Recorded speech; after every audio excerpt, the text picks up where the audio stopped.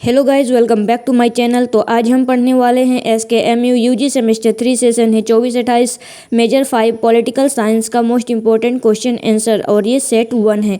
तो अगर आप चैनल पर नए हैं तो चैनल को सब्सक्राइब कर लीजिए, वीडियो को लाइक कीजिए और अपने फ्रेंड्स में शेयर कीजिए। साथ ही हमारे Telegram channel and WhatsApp group को भी ज्वाइन कर लीजिए, क्योंकि आपको इसका PDF टेलीग्राम चैनल पर ही मिलेगा और टेलीग्राम चैनल का लिंक आपको इस वीडियो के डिस्क्रिप्शन बॉक्स में मिल जाएगा। तो चलिए देर ना करते हुए हम शुरू करते हैं और देखते हैं पॉलिटिकल साइंस मेजर 5 का मोस्ट इंपॉर्टेंट क्वेश्चन आंसर। आज हम पढ़ेंगे SKMU सेमेस्टर 3 24-28 के स्टूडेंट के लिए मेजर 5 पॉलिटिकल साइंस का सेट 1। पहले हम देखेंगे very short answer type question, जो कि है 1 मार्क्स का। क्वेश्चन नंबर 1 है, भारतीय संविधान कब लागू हुआ? भारतीय संविधान 26 जनवरी 1950 को लागू हुआ। इसी दिन भारत एक गणराज्य बना। 26 जनवरी को प्रत्येक वर्ष गणतंत्र दिवस के रूप में मनाया जाता है। भारतीय संविधान कब लागू हुआ था? 26 जनवरी 1950 को, और इसी दिन भारत एक गणराज्य बना और 26 जनवरी को प्रत्येक वर्ष गणतंत्र दिवस मनाया जाता है। क्वेश्चन नंबर 2 है, भारतीय संविधान की प्रस्तावना में कितने आदर्श है? भारतीय संविधान की प्रस्तावना में 4 आदर्श है। न्याय, स्वतंत्रता, समानता और बंधुत्व। जस्टिस, लिबर्टी, इक्वलिटी और फर्टिलिटी। ये आदर्श भारतीय लोकतंत्र की आधारशिला माने जाते हैं। भारतीय लोकतंत्र की आधारशिला माने जाते हैं। क्वेश्चन नंबर 3 है, भारतीय संसद में कितने सदन हैं? भारतीय संसद 2 सदनों से मिलकर बने हैं। पहला है लोकसभा, दूसरा है राज्यसभा। राष्ट्रपति भी संसद का अभिन्न अंग होता है। पहला होता है लोकसभा और दूसरा राज्यसभा। संसद के मुख्य 2 सदन हैं और जो राष्ट्रपति भी संसद का एक अभिन्न अंग होता है। क्वेश्चन नंबर 4 है, भारत के सर्वोच्च न्यायालय का सर्वोच्च न्यायाधीश किसके द्वारा नियुक्त किया जाता है? भारत के मुख्य न्यायाधीश चीफ जस्टिस ऑफ इंडिया की नियुक्ति भारत के राष्ट्रपति द्वारा की जाती है। नियुक्ति संविधान के प्रावधानों के अनुसार की जाती है। भारत के मुख्य न्यायाधीश की नियुक्ति कौन करता है? भारत का राष्ट्रपति, और यह नियुक्ति संविधान के प्रावधानों के अनुसार ही किया जाता है। क्वेश्चन नंबर 5 है, सुशासन गुड गवर्नेंस क्या है? सुशासन का अर्थ ऐसी शासन व्यवस्था से है जो पारदर्शी, जवाबदेह, कानून के शासन पर आधारित, प्रभावी, निष्पक्ष तथा जन कल्याणकारी हो। इसका उद्देश्य नागरिकों की गुणवत्तापूर्ण एवं समयबद्ध सेवाएं प्रदान करना है। सुशासन का अर्थ ऐसा शासन व्यवस्था है जो पारदर्शी हो, जवाबदेह, कानून के शासन पर आधारित और प्रभावशाली, निष्पक्ष तथा जन कल्याणकारी हो, और इसका उद्देश्य नागरिकों की गुणवत्ता एवं समयबद्ध सेवाएं प्रदान करना है। अब हम देखेंगे शॉर्ट आंसर टाइप क्वेश्चन, जो कि है 5 मार्क्स का। क्वेश्चन नंबर 1 है, भारतीय संविधान की प्रस्तावना प्रियम्बल का महत्व लिखिए। प्रियम्बल का क्या महत्व है भारतीय संविधान में? तो लिखना है, भारतीय संविधान की प्रस्तावना संविधान का प्रारंभिक भाग है जो संविधान की मूल भावना, उद्देश्य तथा आदर्शों को स्पष्ट रूप से व्यक्त करती है। इसे संविधान की आत्मा, दर्पण और कुंजी कहा जाता है, क्योंकि इसके माध्यम से ही यह समझा जा सकता है कि संविधान किस उद्देश्य बनाया गया है और भारतीय राज्य किन मूल सिद्धांतों पर आधारित है। प्रस्तावना की शुरुआत हम भारत के लोग शब्दों से होती है, जो यह दर्शाती है कि संविधान की वास्तविक शक्ति और सर्वोच्च सत्ता भारत की जनता में निहित है। भारतीय संविधान की प्रस्तावना संविधान का प्रारंभिक भाग है जो संविधान का मूल भावना, उद्देश्य तथा आदर्शों को स्पष्ट रूप से व्यक्त करता है, और संविधान में इसे क्या कहा जाता है? आत्मा, दर्पण और कुंजी। भारतीय संविधान की आत्मा, दर्पण और कुंजी भी कहा जाता है प्रस्तावना को, क्योंकि इसके माध्यम से यह समझा जा सकता है कि संविधान किस उद्देश्य से बनाया गया है और भारतीय राज्य किन मूल सिद्धांतों पर आधारित है। प्रस्तावना की शुरुआत कहाँ से होता है? हम भारत के लोग। हम भारत के लोग से प्रस्तावना की है, यह शुरुआत होता है। हम भारत के लोग, भारत को एक संपूर्ण, प्रभुत्व संपन्न, समाजवादी, इस प्रकार से होता है भारत का संविधान, और प्रस्तावना यहीं से शुरू हुआ है, हम भारत के लोग से, जो यह दर्शाती है कि संविधान की वास्तविक शक्ति और सर्वोच्च सत्ता भारत की जनता में निहित है। यह भारत को संपूर्ण प्रभुत्व संपन्न समाजवादी पंथ निरपेक्ष लोकतांत्रिक गणराज्य घोषित करती है तथा प्रत्येक नागरिक को सामाजिक, आर्थिक और राजनीतिक न्याय, विचार, अभिव्यक्ति, विश्वास, धर्म और उपासना की स्वतंत्रता, प्रतिष्ठा और अवसर की समता तथा बंधुत्व की गरिमा, राष्ट्र की एकता और अखंडता सुनिश्चित करने वाले बंधुत्व का आश्वासन देती है। जो प्रस्तावना है यह भारत को संपूर्ण प्रभुत्व संपन्न समाजवादी पंथ निरपेक्ष लोकतांत्रिक गणराज्य घोषित करती है तथा प्रत्येक नागरिक को सामाजिक, आर्थिक और राजनीतिक न्याय, विचार, अभिव्यक्ति, विश्वास, धर्म और उपासना की स्वतंत्रता, प्रतिष्ठा और अवसर की समता तथा व्यक्ति की गरिमा, इस राष्ट्र की एकता और अखंडता सुनिश्चित करने वाले बंधुत्व का आश्वासन देती है। प्रस्तावना संविधान की मूल विचारधारा और दर्शन को स्पष्ट करती है तथा यह बताती है कि भारत में शासन का उद्देश्य केवल प्रशासन चलाना नहीं, बल्कि एक न्यायपूर्ण, समानता मूलक और लोकतांत्रिक समाज की स्थापना करना है। जब संविधान के किसी प्रावधान के अर्थ को लेकर विवाद या अस्पष्टता उत्पन्न होती है, तब न्यायालय उसकी सही व्याख्या करने के लिए प्रस्तावना को मार्गदर्शक के रूप में प्रयोग करते हैं। यद्यपि प्रस्तावना स्वयं नागरिकों को प्रत्यक्ष रूप से कोई कानूनी अधिकार प्रदान नहीं करती, फिर भी यह संविधान के सभी प्रावधानों की आधारशिला मानी जाती है और उनके उद्देश्य को समझने में सहायता करती है। प्रस्तावना संविधान की एक मूल विचारधारा और दर्शन को स्पष्ट करती है तथा यह बताती है कि भारत में शासन उद्देश्य केवल प्रशासन चलाना नहीं, भारत में शासन का उद्देश्य केवल प्रशासन चलाना नहीं, बल्कि न्यायपूर्ण, समानता मूलक और लोकतांत्रिक समाज की स्थापना करना भी है। यह संविधान के किसी प्रावधान का अर्थ को लेकर अगर विवाद या अस्पष्टता उत्पन्न हो जाए, तब जब संविधान में किसी प्रावधान को लेकर विवाद होता है तो मार्गदर्शन कौन दिखाता है? प्रस्तावना।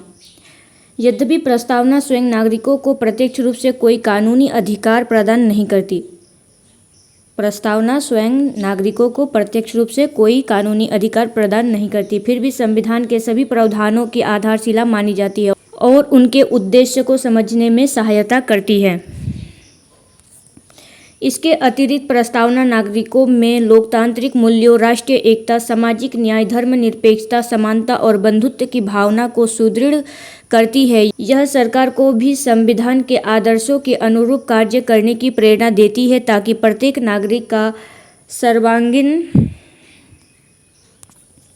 सर्वांगीण विकास हो सके। इस प्रकार प्रस्तावना केवल संविधान का परिचय नहीं, बल्कि भारतीय लोकतंत्र की मूल आत्मा और मार्गदर्शक सिद्धांत है, जो देश के शासन, कानूनी निर्माण और न्याय व्यवस्था को दिशा प्रदान करती है। इसीलिए भारतीय संविधान में प्रस्तावना को अत्यंत महत्वपूर्ण स्थान है।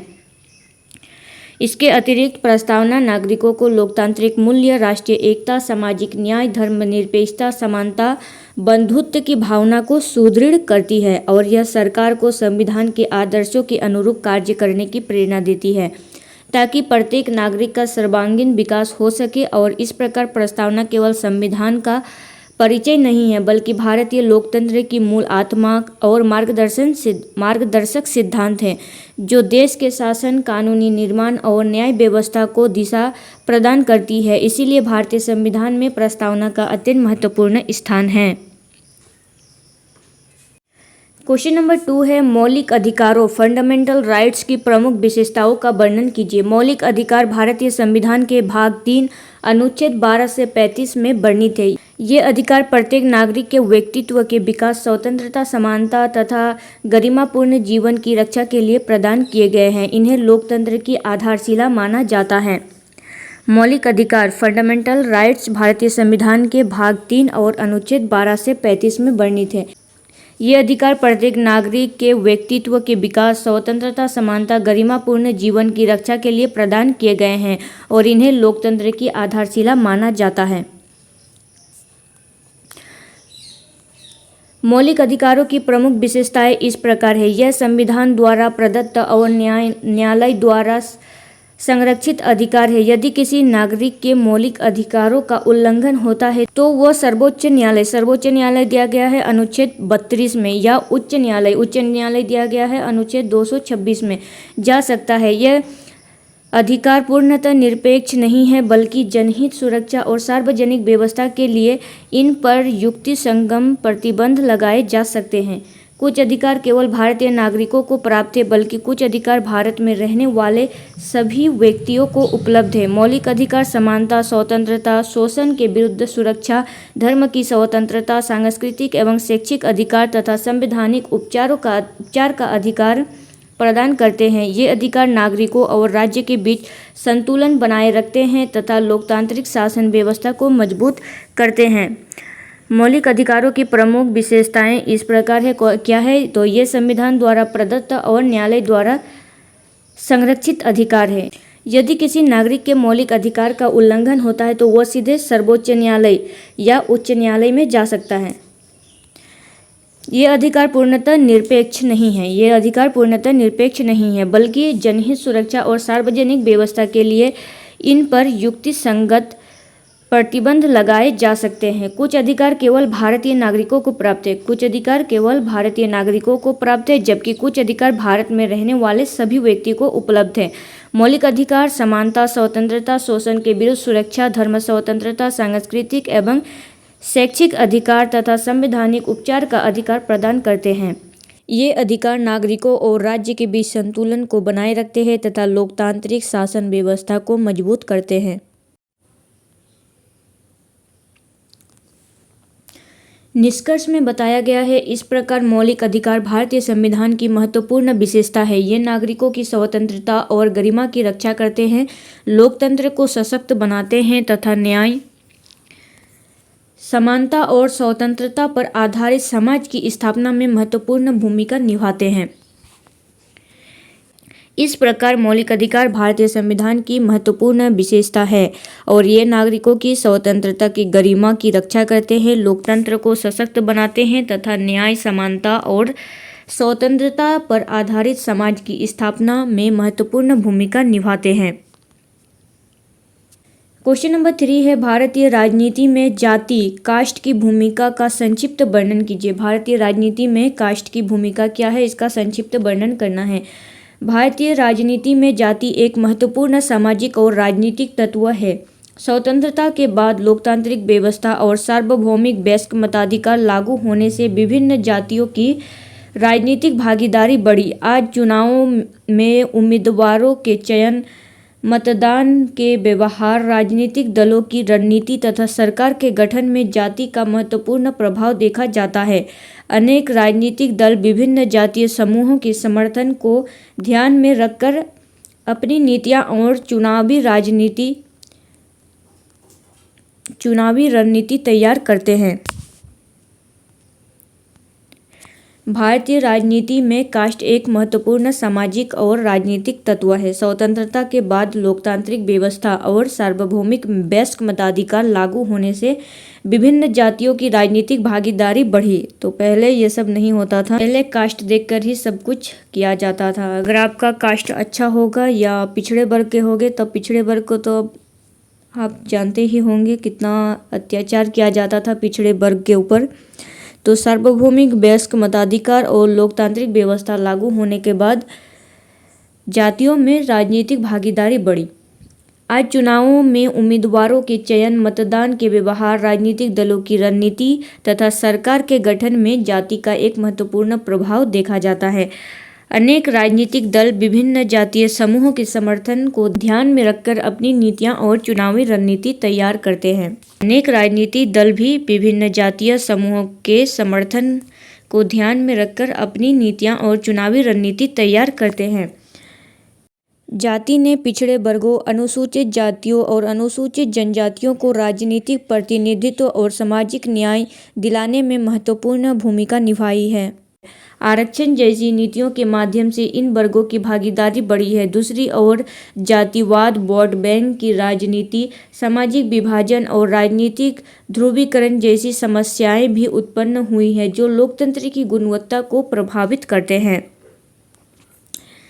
जाति के पिछड़े वर्ग, जो पिछड़े वर्ग अनुसूचित जाति, अनुसूचित जनजाति थे, इनको पहले राजनीति से बहुत दूर रखा जाता था। लोकतंत्र और सार्वभौमिक वयस्क मताधिकार के बाद राजनीतिक प्रतिनिधित्व और सामाजिक न्याय दिलाने में महत्वपूर्ण भूमिका निभाई है और आरक्षण जैसी नीतियों के माध्यम से भी इन वर्गों को भागीदारी बढ़ी। पहले आरक्षण जैसी नीतियों के माध्यम से इनका भागीदारी नहीं था और भागीदारी बहुत कम था भी तो इनके माध्यम से वर्गों में भागीदारी बढ़ी है। और दूसरी ओर जातिवाद, वोट बैंक की राजनीतिक, सामाजिक विभाजन और राजनीतिक ध्रुवीकरण जैसी समस्याएं भी उत्पन्न हुई है जो लोकतंत्र की गुणवत्ता को प्रभावित करती है।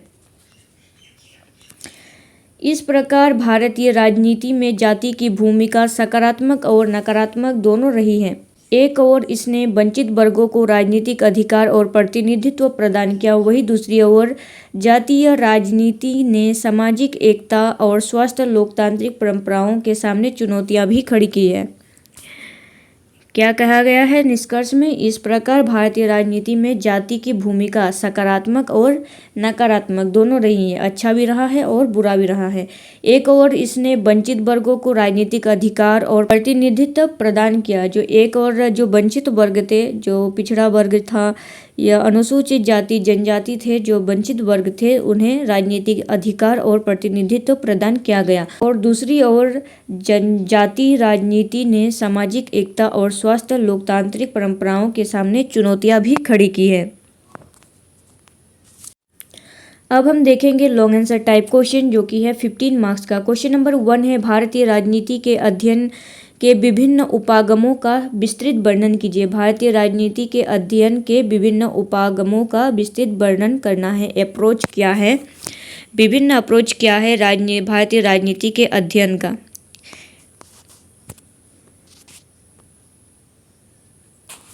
तो इनको वर्णन करना है पूरा। देखिए इतना अच्छे से वर्णन किया गया है, आप पढ़ के पूरा एक बार समझ के पढ़ लीजिएगा तो पूरा आपको याद रहेगा। क्वेश्चन नंबर 2 है, भारतीय संविधान की प्रस्तावना एवं प्रमुख विशेषताओं का विस्तार पूर्वक वर्णन कीजिए। भारतीय संविधान की प्रस्तावना एवं उनके प्रमुख विशेषता क्या है, इनका विस्तार पूर्वक वर्णन करना है।